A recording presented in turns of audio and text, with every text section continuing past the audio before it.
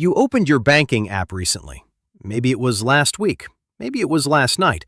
And you looked at the number and you did the math in your head. And something felt off. Not catastrophically off. Not I am broke off. Just quietly, persistently, uncomfortably off. Like everyone around you is further along and nobody is saying it out loud. If that is you, this video is going to hit differently. Because that feeling is not random. It has a source. And by the time this is over, you are going to understand exactly where it comes from, what it is actually costing you, and what to do about it starting today. Meet Tyler, 28 years old, $62,000 salary. He does everything people tell you to do. He has a 401k. He pays his bills on time. He even has a savings account. It has $4,000 in it. Last week, Tyler read an article that said by age 30, you should have 1 times your annual salary saved. 1 times. That means Tyler needs $62,000 saved by the time he turns 30. He has $4,000. He is 28. He has 2 years. Tyler is not panicking, but he is not sleeping great either, because that number, $62,000, feels completely unreachable from where he is standing right now. And the worst part is, he does not even know if that benchmark is right. He does not know where it came from, whether it applies to him, or what happens if he does not hit it. So he closed the article, and he went back to feeling vaguely behind without knowing why. That is where most people are. Not financially destroyed, just quietly uncertain. Carrying a number they read somewhere, not knowing if it is real, not knowing what to do about it, and not asking out loud because nobody wants to be the one who does not have it together. Here is the first thing you need to understand. The 1 times your salary benchmark is not a law. It is not a moral judgment. It came from fidelity. It assumes you started saving at 22, had no student loans, never lost a job, and earned a steady income that grew every year. It was built on a financial reality that does not exist for most people in their 20s anymore. The average college graduate today carries $37,000 in student loan debt. Average rent in a major city has increased 60% in the last decade. Real wages for people under 30 have barely moved. None of that is in the formula. So when you look at your account and feel behind, you are not measuring yourself against reality. You are measuring yourself against a benchmark built for a version of your life that never existed. But here is what I need you to sit with for a second. That does not make the number meaningless. It does not mean you can ignore this. Because what the benchmark is actually measuring is not a dollar amount. It is whether you started. Whether compound interest has had any time at all to do what it does. And that is where the real cost of being behind lives. Not in the number today, in what that number could have become. Let me show you exactly what I mean with Tyler. Tyler takes home $4,200 a month after taxes. His rent is $1,400, car payment $480, subscriptions, phone, utilities $250, food and going out $600 a month. His 401k contribution, $155 a month. That leaves Tyler $315 at the end of every month. $315 on $62,000 a year.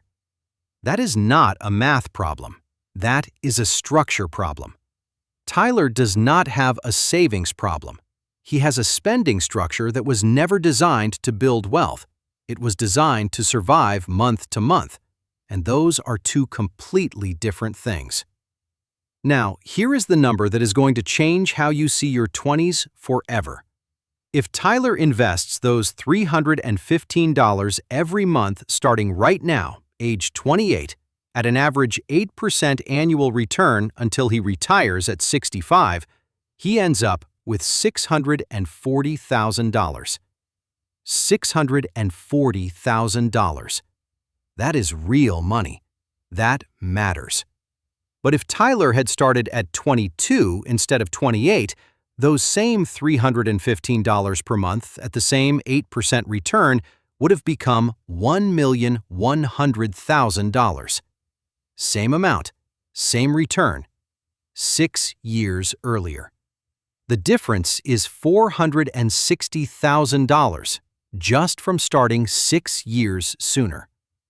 Now let me tell you what $460,000 actually means in retirement. At a 4% safe withdrawal rate, $460,000 generates $1,533 per month. Every single month for the rest of Tyler's life, without touching the principal. $1,533 per month just from starting at 22 instead of 28. That is what your 20s are actually worth. Not the apartment, not the car, not the title on your LinkedIn. The time. The compounding time that either gets used or does not. And once it is gone, it never comes back at the same price. This is what the anxiety is actually about. Not the number in your account right now. The quiet awareness that time is the one resource you cannot earn back. And every month you wait costs more than the month before it. Tyler is not behind because he failed. Tyler is behind because nobody showed him what the delay was actually costing. Nobody put the number on the screen. Nobody said, $1,533 per month is what you are trading for the car payment and the lifestyle and the feeling that you will figure it out later. You are going to figure it out later, but later has a price. So what does Tyler actually do right now? Not chase $62,000 in 2 years.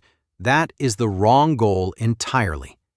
The right goal is to fix the structure so that wealth builds automatically, whether he thinks about it or not.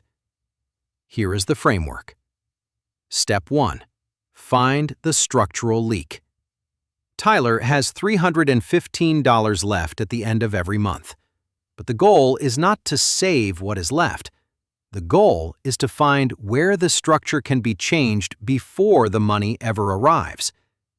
Tyler's car payment is $480 a month. That single decision is costing him more in retirement than almost anything else in his budget.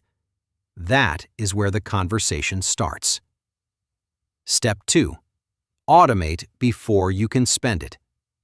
The savings amount needs to leave Tyler's account the same day his paycheck arrives. Not after rent, not after groceries. First. Because money that sits in a checking account gets spent every time. Automation removes the willpower requirement entirely. The decision gets made once, and then it just happens. Step 3. Capture the full employer match immediately. Tyler contributes 3% to his 401k. If his employer matches up to 5%, he is leaving 2% on the table every single month. That match is a 100% immediate return on every dollar contributed up to that limit. There is no investment anywhere that gives you that.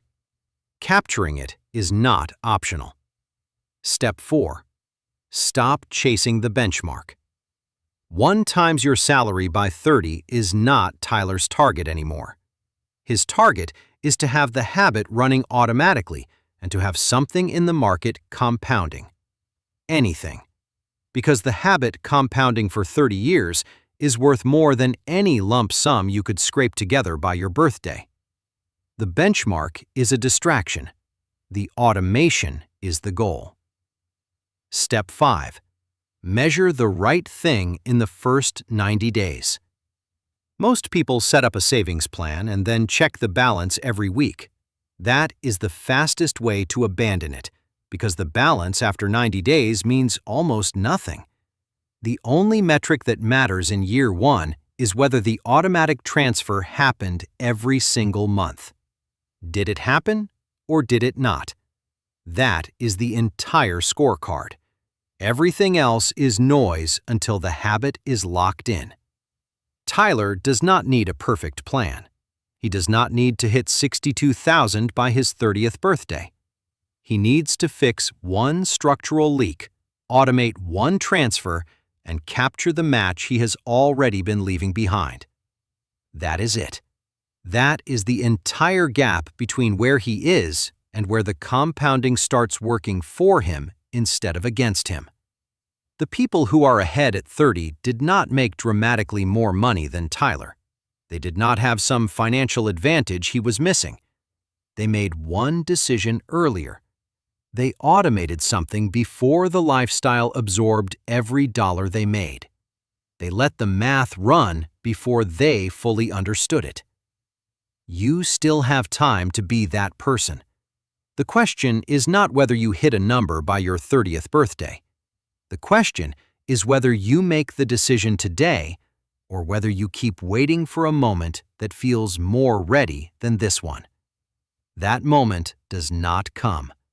Every month you wait costs you $1,533 a month in retirement income. Every single month. This is the moment. Make the decision.